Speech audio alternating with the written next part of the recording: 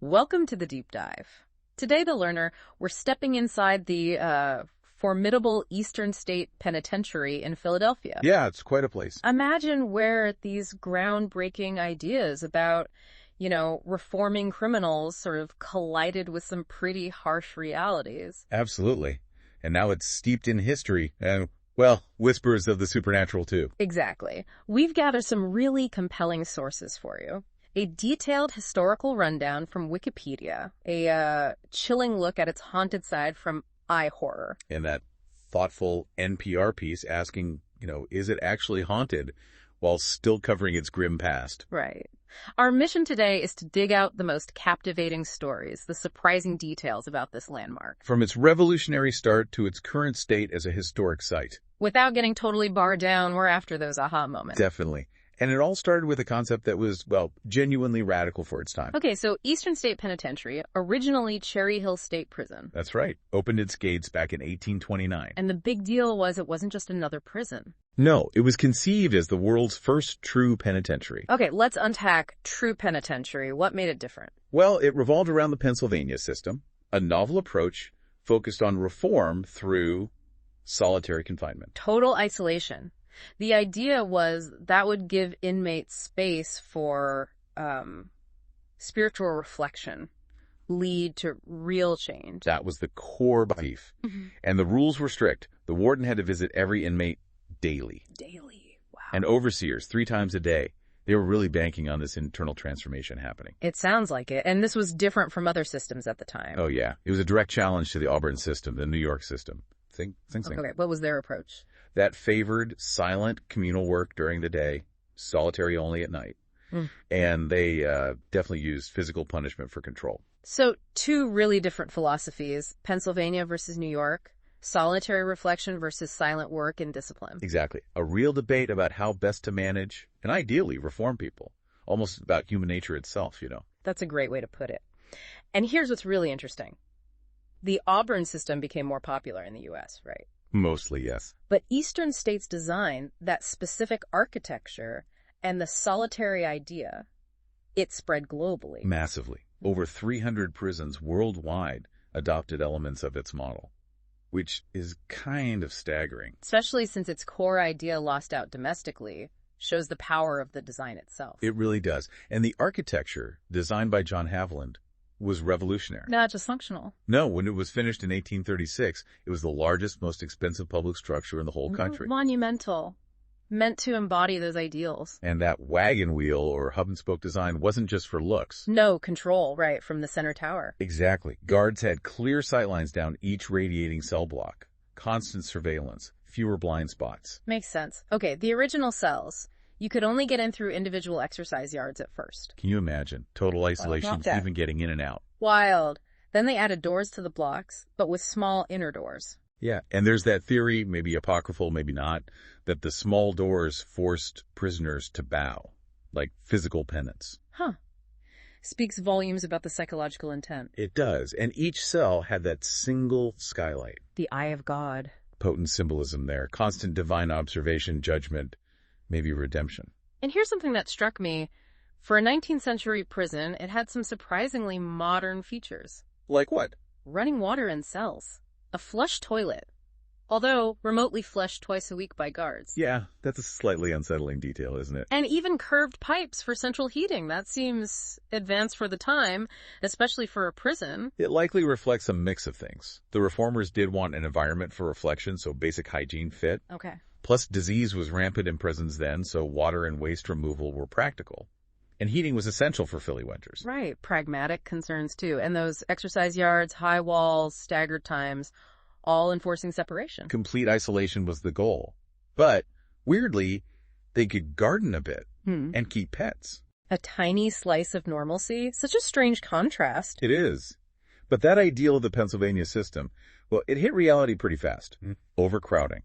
Designed for 500, but quickly went over capacity. Yeah, significantly. So they had to build more cell blocks, adding second floors. And blocks 14 and 15 were built kind of hastily by prisoners? Exactly. And 15 was for the quote-unquote most difficult inmates. Wow. Totally gated off from guards even. So much for individual treatment when you're that overcrowded. Precisely. And remember that separation was the punishment.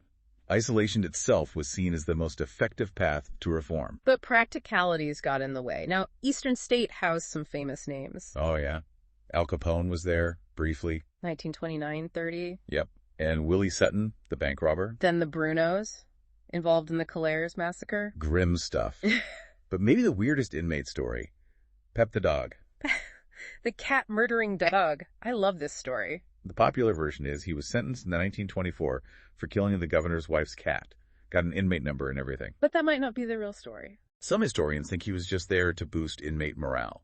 Sort of mascot. Either way, it's a bizarre, memorable detail. A dog inmate. Definitely blurs the lines.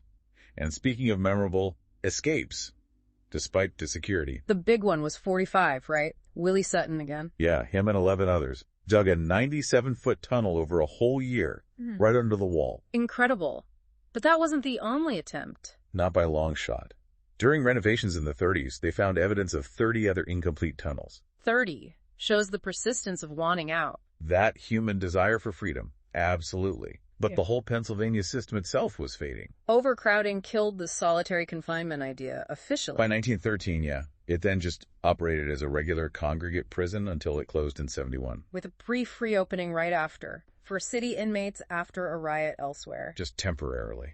An odd little final chapter. It's fascinating who visited back in the 19th century. No family visits allowed for inmates. But famous people came. Charles Dickens, Alexis de Tocqueville, they toured, talked to prisoners in their cells. Imagine their accounts.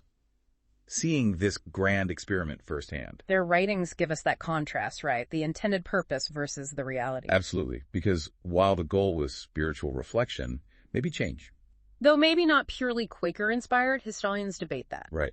But the guards on the ground, dealing with the day-to-day, they resorted to some brutal punishments. Chilling stuff. The water bath. Submerged in freezing water, left outside till ice formed. Horrific. And the mad chair in the hole. An underground cell block. No light, no contact, barely any food for days. Yeah, and reports of chaining tongues to wrists, so any movement caused agony. It paints a very different picture from quiet contemplation. Maybe not surprising ghost stories emerged, like eye horror details. It certainly adds context to those stories. A stark reminder of the gap between ideals and reality in institutions. And women were there too, right? For a long time. Yeah, in Cell Block 2 for 100 years until 1923. The suffering wasn't limited to men. Let's circle back to Capone. Short stay, 8 months. Concealed weapon charge. Pretty minor, relatively. But his experience wasn't typical. Cell Block 8, reportedly quite comfortable. Lamps, paintings, a radio. That's the story, and during that time, he supposedly believed he was haunted. By James Clark, a victim from the St. Valentine's Day massacre. Yeah, an event Capone orchestrated but wasn't physically present for. It's strange, isn't it?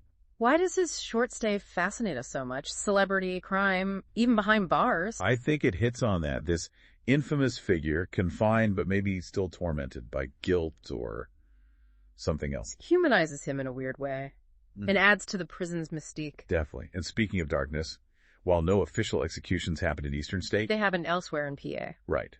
But violence within the walls was real. 2 guards murdered. Many inmates killed by others. Plus hundreds dying from old age or disease. Just the grim reality of prison life then. Indeed. And all that history, that suffering, contributes to the atmosphere, Yes. Likely fuels those paranormal claims. So let's fast forward. It closes in 71, but it was made a National Historic Landmark even before that. 1965, yeah. Then after closing, the city bought it. Maybe for redevelopment. But nature had other plans. A forest grew inside. Literally. During that period of abandonment, trees, vines, everything took over the decaying blocks. Created this incredibly eerie scene. That must have added to the haunting vibe. Undeniably. Then in 88, a task force stepped in, stopped redevelopment plans. And by 94, it reopened for tours. Yeah, starting its new life as a historic site and museum. And it's a compelling visit today. Guided tours or audio tours. Steve Buscemi narrates part of it. He does, yeah. Adds a certain gravitas. Well, you can even go inside marked solitary cells, get a feel for it. And they have events, like that old Bastille Day thing with the tasty cakes. Quirky. Keeps the history alive. Attracts a lot of people. Around 220,000 visitors a year. It clearly holds a fascination. And importantly, the tour ends with that exhibit, Prisons Today. Questions in the Age of Mass Incarceration. Crucial link from history to now. They've also done a lot of restoration work since the 90s, but with a specific philosophy: preserved ruin. Right. Not trying to make it look brand new. Why that approach? It acknowledges the layers of history. The decay is part of its story now. Stabilize it. Preserve the authenticity. Let visitors see its evolution. Less invasive, maybe? Often, yeah. Focus on stopping further decay, not recreating the past. They've done perimeter lighting, roofing, restored the synagogue too. Reflecting the diverse inmate population. Exactly. And then there's the big one, Halloween nights. Used to be terror behind the walls. Huge fundraiser. A massive haunted house event every fall. It's a fascinating duality, isn't it? Serious history, grim past, and also a major scare attraction. It is a striking contrast. Speaks to our complex relationship with dark history, maybe. Yeah. Brings people in, raises funds for preservation. And beyond the Halloween stuff, there are art exhibits throughout the year. Yeah, thought-provoking ones. Interpreting the history, the themes, ghost cats, end of the tunnel, GTMO. They add another layer. Reflecting on different parts of the prison's legacy. Even plumbing in one, I read. Yeah, purging complete. Shows the depth they explore. And it pops up in pop culture all the time. The look, the history. Perfect for filming. Definitely. Paranormal shows love it. Ghost Hunters, Ghost Adventures. BuzzFeed Unsolved. MTV's Sphere. Cold Case used it. Films like 12 Monkeys. Return to Paradise, Animal Factory, Transformers. Really? Yep. Revenge of the Fallen. And music videos too. Tina Turner, The Dead Milkmen. It has such a powerful visual presence. Cemented in the public imagination. Undeniably. Which brings us back to the haunting question. Right. With all that history, all the suffering, is it actually haunted? Reports go way back to the 1940s. Consistent stories, too. Cackling in cell block 12. Shadowy figures in 6.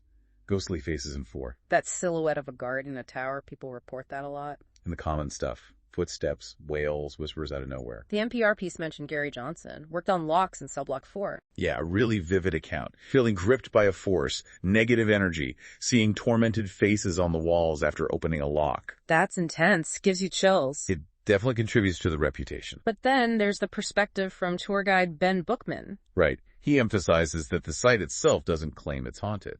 Their focus is the real stories. The 70,000 people incarcerated there, not sensationalizing it. Exactly. He raises that question about suggestion. Do people go expecting something so they interpret things differently? Could be. Lots of people visit and experience nothing unusual. That's true. And Bookman's point highlights the ethical tightrope they walk, balancing history with paranormal interest. So the learner, that leaves us wondering, is it a self-fulfilling prophecy fueled by the atmosphere in the past? Or, as many believe, are there genuinely troubled souls left behind? It's a question that sticks with you. Definitely.